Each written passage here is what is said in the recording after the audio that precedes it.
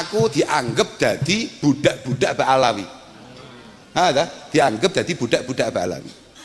Oh dan, aku cocok aja, gak masalah. Tidak ada satupun kitab nasab yang mencatat Habaib ini sebagai keturunan Nabi sampai mereka mengaku di abad 9. Tidak ada. Kitab sejarah tidak ada susunan nama-nama dari leluhur mereka para Habaib ini yang dicatat dalam sejarah. Assalamualaikum warahmatullahi wabarakatuh. Alhamdulillahirabbil alamin. Assalatu wassalamu ala nabiyyina Muhammadin wa ala alihi washabihi ajmain. Amma ba'du. Teman-teman yang dimuliakan oleh Allah Subhanahu wa taala, kita bertemu kembali di channel Cahaya Hidayah. Nah, teman-teman, jadi di video kali ini saya akan membagikan video yaitu tentang terkait tanggapan oleh Gus Kausar ya. Di mana Gus Kausar ini menanggapi tentang polemik nasab Ba'alawi ini, yaitu tanggapan yang tidak realistis ya. Jadi Gus Kausar ini sanad ilmu dicampur adukkan dengan nasab. Dan beliau ini bangga menjadi budak pula ya, yaitu bangga menjadi budak Ba'alawi. Nah teman-teman, jadi banyak ya netizen yang berkomentar tentang tanggapan Gus Kaisar ini sangat aneh sekali.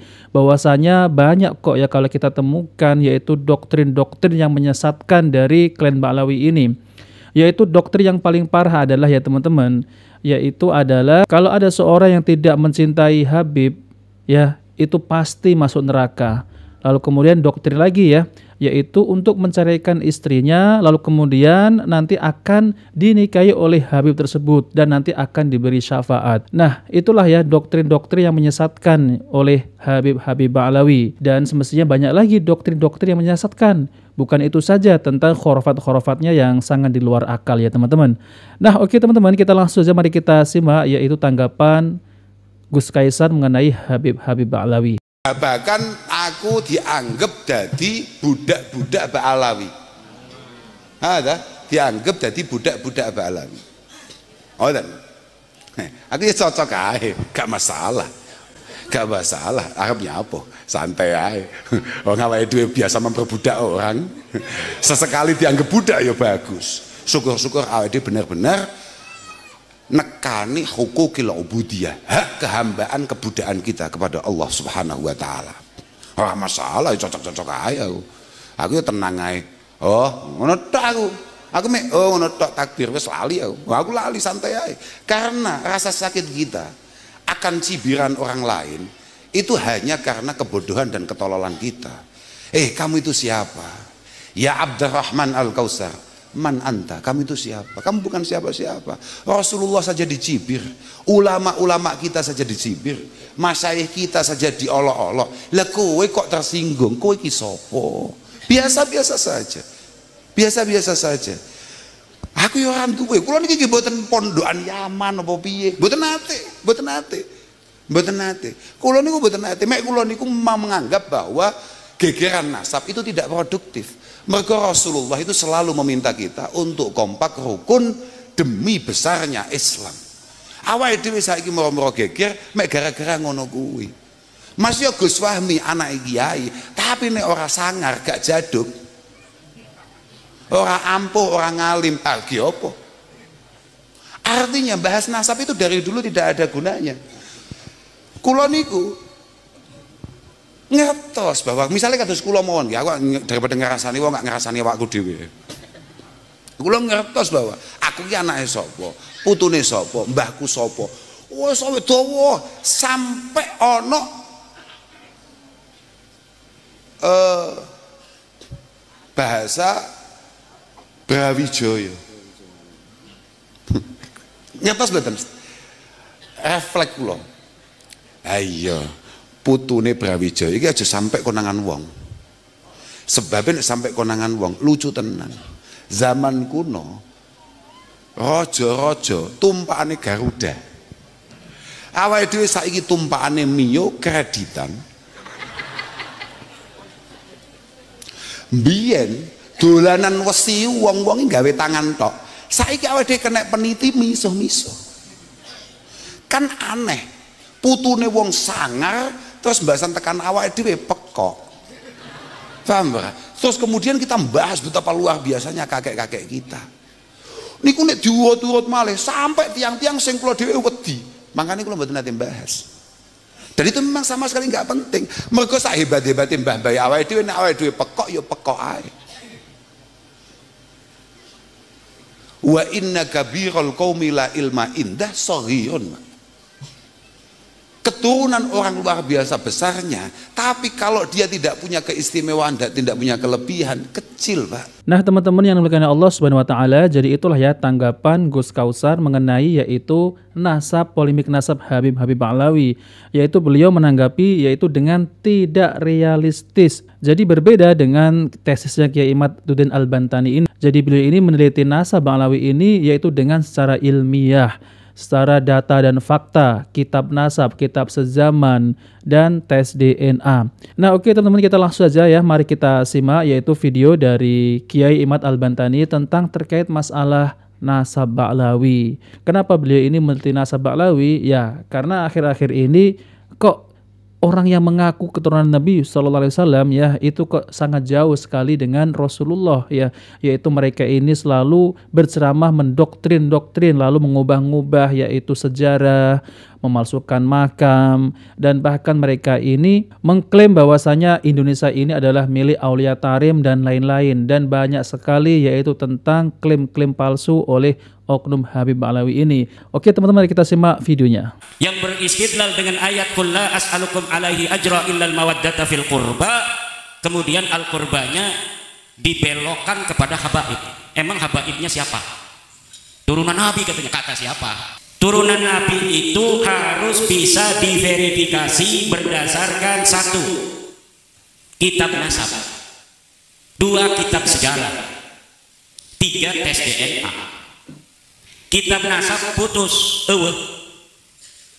tidak ada satupun kitab nasab yang mencatat habaib ini sebagai keturunan Nabi sampai mereka mengaku di abad 9. Tidak ada. Kitab sejarah tidak ada susunan nama-nama dari leluhur mereka para habaib ini yang dicatat dalam sejarah. Mereka bikin sendiri sejarah-sejarah mereka, katanya seorang imam, seorang mujtahid mutlak, seorang waliullah. Tapi ketika diteliti di dalam kitab-kitab yang ada pada zamannya masing-masing, tidak ada. Secara tes DNA melenceng kemana-mana.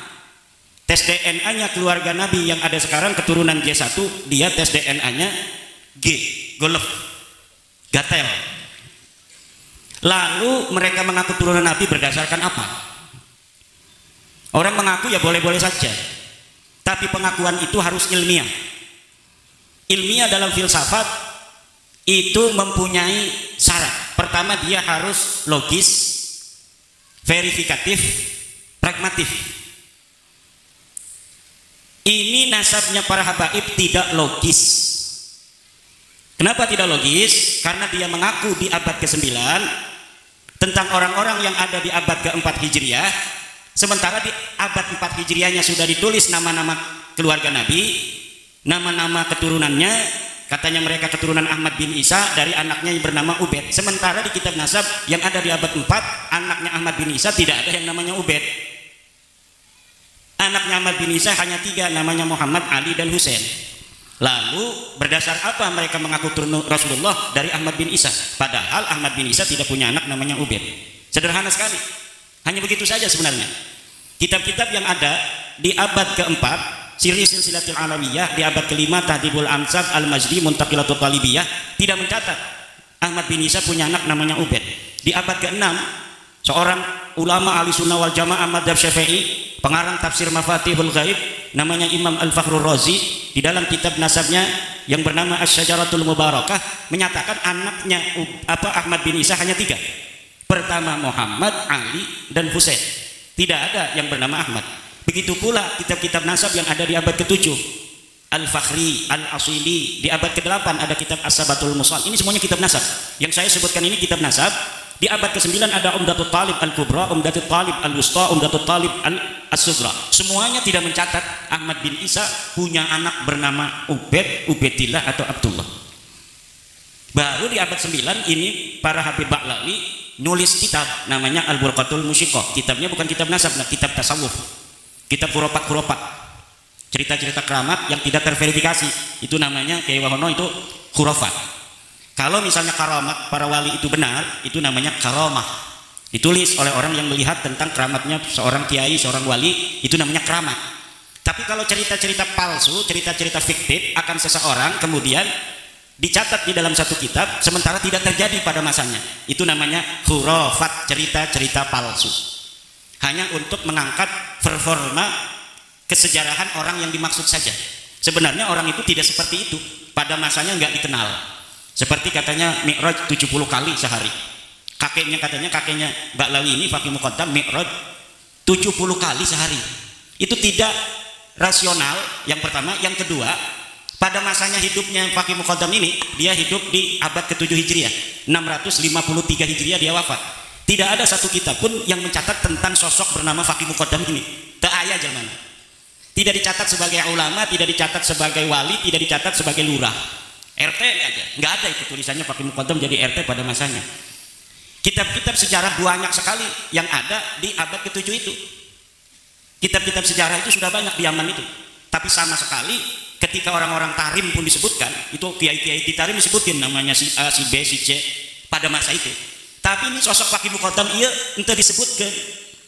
Ini adalah sebuah tanda bahwa memang sosok ini tidak ada. Minimal ada tapi dia bukan siapa-siapa.